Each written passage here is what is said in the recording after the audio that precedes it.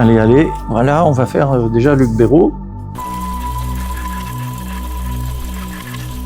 Alors, aujourd'hui, je vais vous parler d'un ouvrage qui vient tout juste de paraître aux éditions Marest, précieuses éditions Marest, comme je l'ai dit tantôt dans des vidéos précédentes, dans la rubrique Ciné-Livre.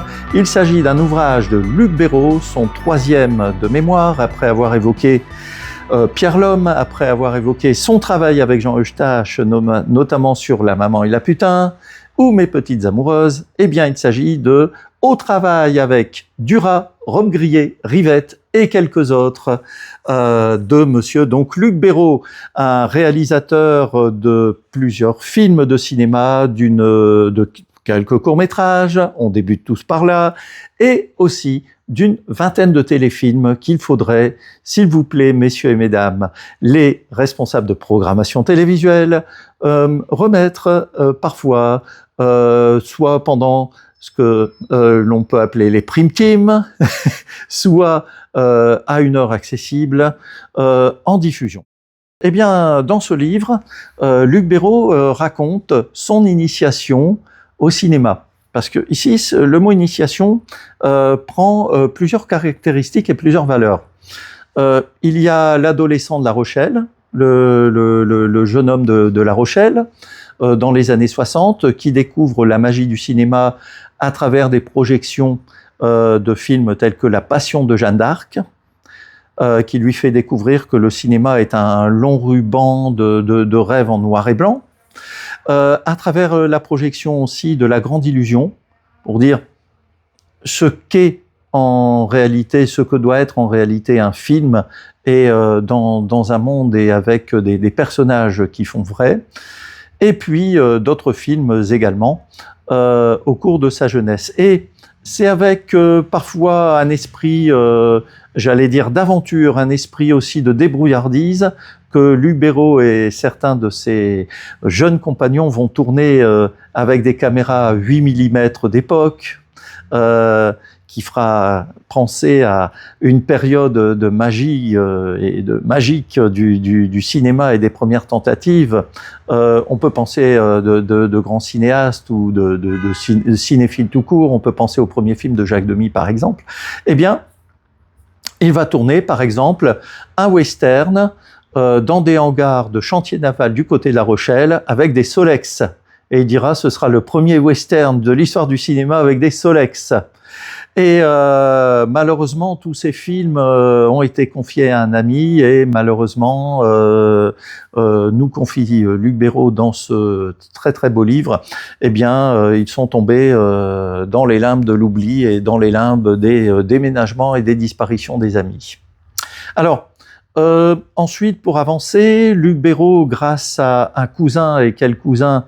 Il s'agit de Denis de La Patelière, va être intronisé comme stagiaire dans le monde du cinéma, notamment sur un tournage à Boulogne-Billancourt du Tonnerre de Dieu avec Jean Gabin et Michel Mercier.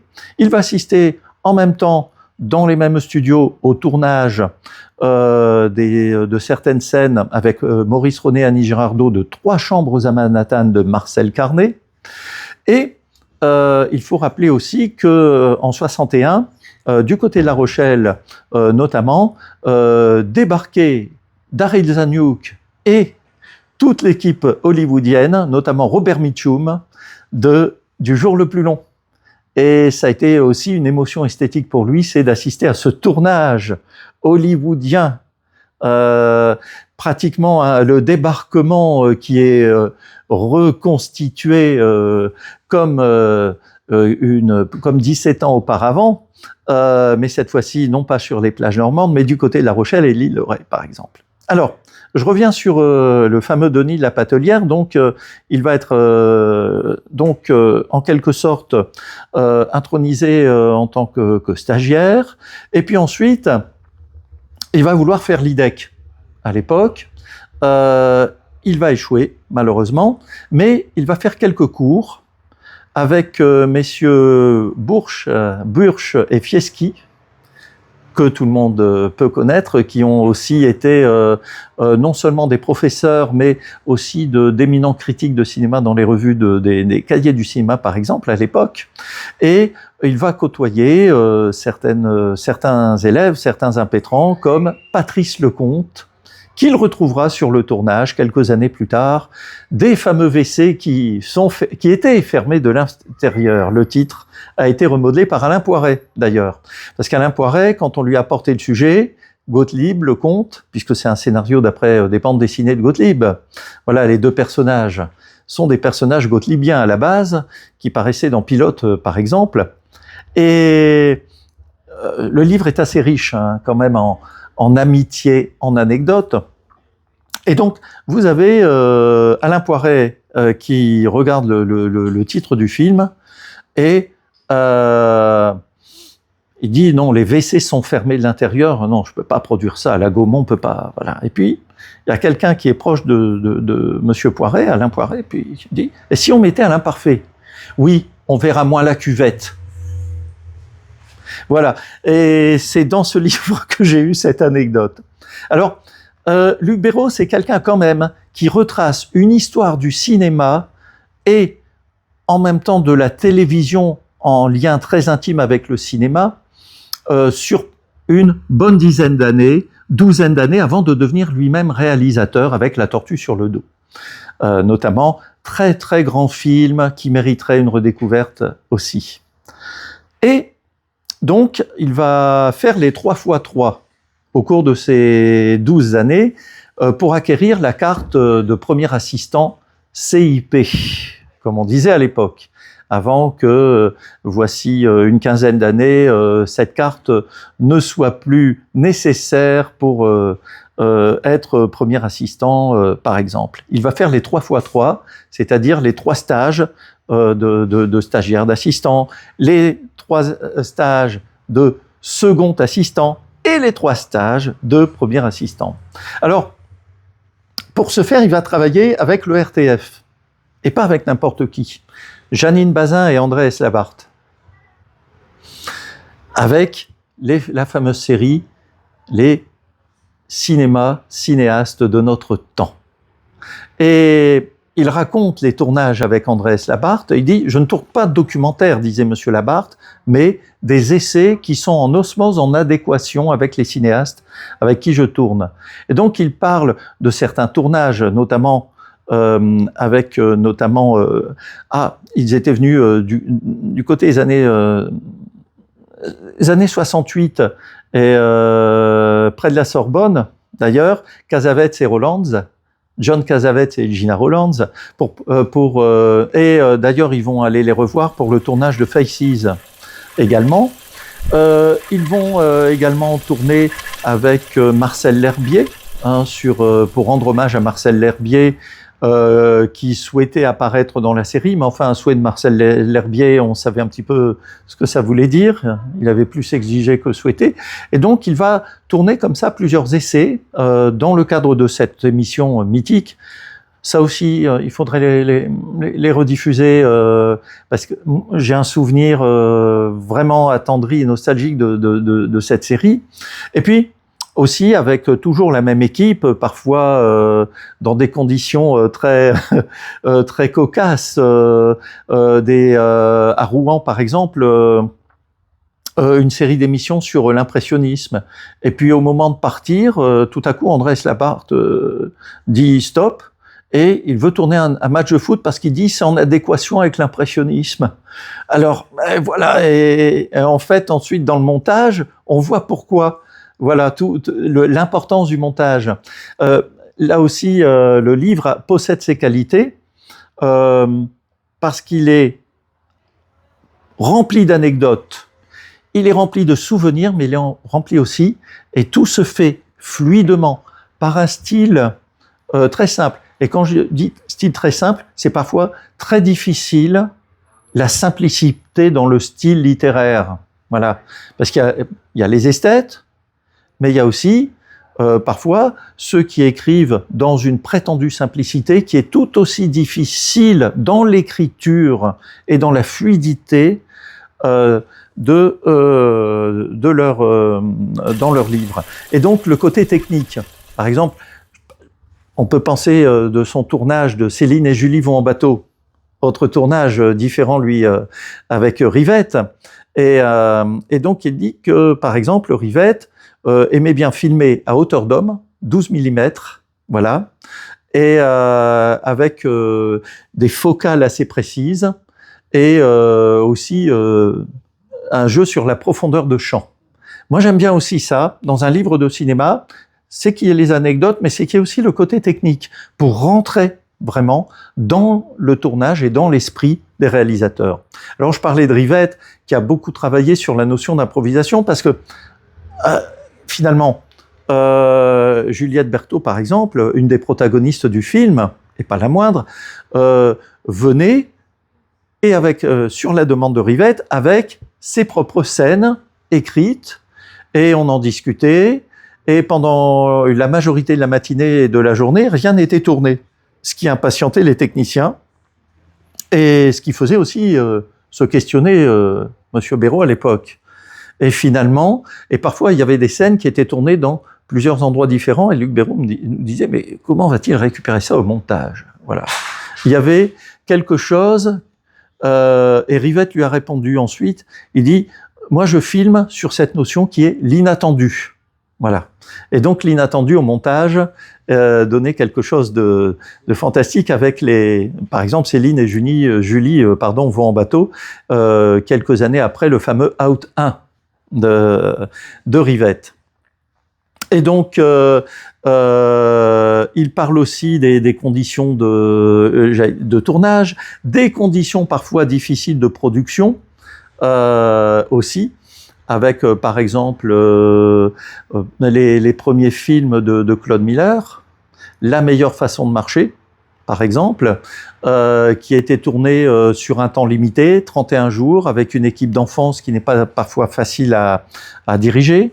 Il y avait une scène où les enfants, ils ont dû faire plusieurs prises avec les enfants qui mangeaient des yaourts, mais ils n'avaient réussi à trouver que 50 yaourts pour 40 enfants. Et donc, Béraud, qui était premier assistant à l'époque, a dû donner des instructions aux enfants pour dire, vous mangez le yaourt lentement, comme ça, si on rate la prise, on pourra recommencer. Voilà. Et le système D. Hein, c'est aussi, en quelque sorte, l'éloge du système D qui est dans ce livre. Avec parfois aussi des films qui ne se feront pas. Pensons au film qui s'appelle « Comme si rien », qui était un projet avec Roland Dubillard et Alexandre Trauner, qui n'a pas abouti, faute de producteurs, faute aussi j'allais dire comment dirais-je, d'implication de Roland Dubillard, qui doutait beaucoup de lui-même au cours de la conception du film. Ça a été un des grands regrets de Luc Béraud pour le film, et aussi d'Alexandre Trauner, qui avait été requis pour les besoins du film, ce qui n'est pas rien. Et donc il y a dans ce livre plusieurs conceptions de la réalisation. On peut penser au fait que Luc Béraud avait été aussi requis pendant 3 à 4 jours sur le tournage de Monsieur Klein de Joseph Losey. Et donc c'était pendant la fameuse scène où Delon Klein fait partie de ceux qui sont constitués prisonniers dans l'épisode du Veldiv. Et donc il y avait des milliers de figurants, parfois des gens qui avaient connu, et il le raconte en 42 cette rafle, et il y avait aussi, comment dirais-je, le fait qu'il avait besoin de 4 assistants. Et donc il a travaillé avec un groupe de figurants précis. Il a travaillé avec un autre assistant aussi de réalisation qui était Jean-François Stévenin à l'époque, et oui, dont on pourrait aussi parler longuement, et sous le regard de Joseph Losey, qui voulait un temps gris Et quand Luc Béraud s'était renseigné, il disait c'était au mois de juillet. Bon, un temps gris au mois de juillet, même à Paris, bon voilà, mais enfin il voulait ça pour l'ambiance du film. La façon dont Delon, très discrètement, se mêlait aux figurants et repartait de la même manière, sans se faire reconnaître, voilà. Et la façon dont le chef opérateur et directeur photo de l'époque, qui était Pierre-William Glenn, les toisait ou leur parlait assez rudement parfois. Alors, il y a des choses comme ça, puis il y a ces productions-là, puis il y a des productions qui sont parfois beaucoup plus économiques. Par exemple, le tournage de Soleil jaune, un des premiers films de Duras, Personnalité, la bague de Duras, il parle de cette bague. La façon dont elle parlait du film, la façon dont elle a fait le film aussi, avec des acteurs comme Monsieur Mascolo, qui a été, elle a eu un enfant avec lui, et avec Michel Lonsdal, avec Sami Frey, avec Monsieur Mezveski, qui avait fait des films avec sa compagne Bernadette Lafont à la fin des années 60, Paul, avec Jean-Pierre Léaud et Bernadette Lafont. Et aussi avec Catherine Sellers, entre autres acteurs. Et il raconte l'histoire de ce tournage en disant elle ne se mettait jamais du côté, elle ne se mettait jamais derrière la caméra comme tout réalisateur classique, mais elle se mettait perpendiculaire à l'axe et en se rapprochant des acteurs. Elle dit je préfère écouter le texte, mon texte, dit par les acteurs, que regarder l'image. Et il disait elle était complètement insouciante par rapport à ce qu'on pourrait appeler la grammaire cinématographique. Pour elle, c'est le texte. Et cette phrase que je cite de mémoire, c'est dans le cinéma moderne, il y a Orson Welles et moi. Lorsque Luc Béraud est parti du tournage et que Marguerite Duras a fait appel à lui pour un autre film et qui n'a pas pu le faire, voilà, il était engagé pour Jean Eustache, du côté de Jean Eustache. 10 ans après, il faisait partie du comité de la CNC. Donc appel téléphonique, bonjour monsieur, déjà, distance. Je suis Marguerite Duras, c'est pour le financement d'un de mes prochains films. Oui, bonjour Marguerite, comment vas-tu? Oui, en fait, je vous téléphone, voilà, une froideur, comme ça, jalousie, je pense, ou parce qu'il était allé ailleurs, etc. Donc, un tournage qui se passe dans des conditions assez cocasses aussi. Monsieur Mezveski qui ne fait que dormir pendant le film et que les assistants devaient traîner sur le sol parce qu'il dormait réellement.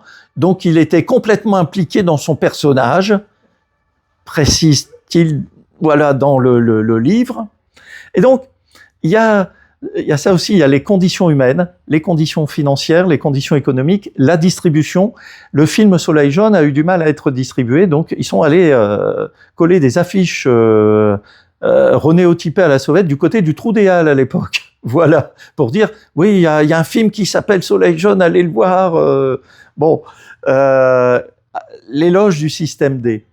Et puis il y a des rencontres très touchantes avec Alain Cuny, qui pendant 20 ans a voulu faire son adaptation d'une pièce de Claudel qui est L'annonce faite à Marie. Et oui.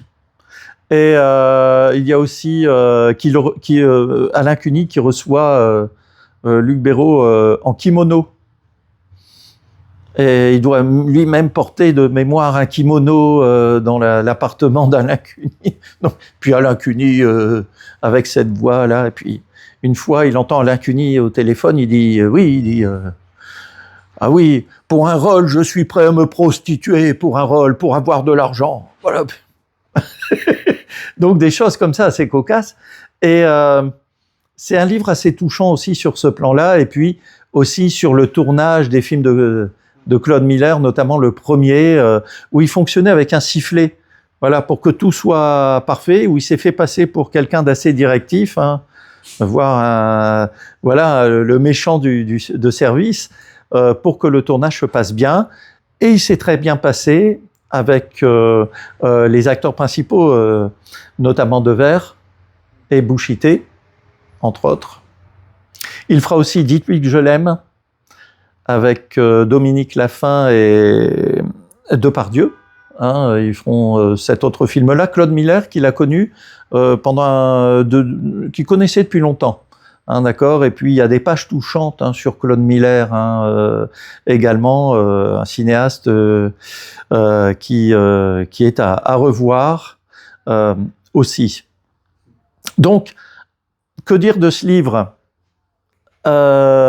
C'est un livre qui mêle donc une histoire du cinéma, une histoire aussi, j'allais dire des petites mains du cinéma, parce qu'on parle beaucoup des films d'auteur, mais c'est vrai qu'il dit que le réalisateur c'est comme un patron, un chef d'orchestre, mais il y a en même temps l'éloge des techniciens, des assistants, second assistant, premier assistant, c'est l'éloge des acteurs, c'est l'éloge du système c'est l'éloge aussi de la technique, notamment quand les budgets sont très limités et quand les producteurs-distributeurs sont, comment dirais-je, parfois très économes, évidemment. Et puis il y a des tas de choses à dire sur ce film, sur ce lapsus révélateur, sur ce livre, voilà. Et un film dont je vous recommande la lecture parce que c'est un livre qui n'est pas difficile d'accès. L'écriture en est très fluide et subtile et on sent l'amour du cinéma. Et ça n'est pas tout le temps fréquent dans les livres qu'on édite actuellement. Voilà, donc ce livre, Au travail avec Duras, Rob Grillet, Rivette et quelques autres. Rob Grillet que j'aurais pu citer, petite anecdote, c'est un film qui est tourné entre autres dans un appartement parisien. Et donc il y a Noiret, il y a Trintignant, il y a Jacques Seller qui avait tourné des films, qui avait tourné Vidocq avec Brasseur, qui avait tourné aussi des films avec les Charlots, vous savez, cet acteur chauve là qui faisait tout le temps des officiers et colonels, voilà. Là ici il fait un double rôle. Et il y a une scène où une actrice décide, Rob Grillet, doit être recouverte de tagliatelle à la sauce tomate. Donc voilà, le tout c'est de trouver déjà l'actrice et de trouver un endroit où on peut tourner la scène et de trouver quelqu'un qui sait cuire les pâtes. Et voilà aussi, notamment les tagliatelles. Et ça s'est tourné de mémoire dans un hôtel du 16e ou du 8e arrondissement. Voilà. Alors, imaginons le tournage de cette scène. Voilà. Et d'ailleurs, Noiret a demandé, parce qu'il était coopté par son ami Trintignant, Noiret s'est demandé ce qu'il faisait sur ce tournage en disant « Mais où m'as-tu emmené ?» Parce que Trintignant avait apprécié le tournage avec Béraud et avec Rob Grillet de Glissement progressif du plaisir. Voilà. Et là, c'était pour un autre film. Voilà, donc, je termine parce qu'il y a d'autres anecdotes. J'en parle avec beaucoup j'allais dire, de bonheur. Et on apprend beaucoup de choses sur les conditions de tournage. Et que parfois, des films d'auteur sont des films parfois dont le tournage est assez surprenant. Voilà, donc, au travail avec Duras, Rob Grillet, Rivette et quelques autres. Je n'ai pas tout dit, je n'ai pas tout cité, à vous de le lire désormais, paru aux éditions Marest, voici quelques jours. Merci de votre attention.